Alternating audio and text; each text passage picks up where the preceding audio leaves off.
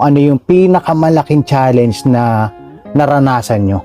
Para kumain kami, bago ako pumasok ng school, nangangahoy kami ng kapatid ko. Parang may pambili lang kami, bigas. Meron nga pala akong time machine. Saan mo gustong pumunta? Backward ako. Doon sa buhay pa ang tatay ko. Kasi hindi ko naranasan kung paano lumaki ng walang ama.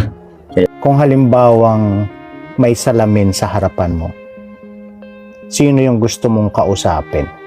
Tay, kung nandyan ka man or something na nanonood ka, siyempre, love. Mahal na mahal ka namin. Kung may babalik lang na magsasama tayo, eto na ako ngayon. Nakikita mo ako. Wala akong masabi pero alam ko naman na mahal mo kami.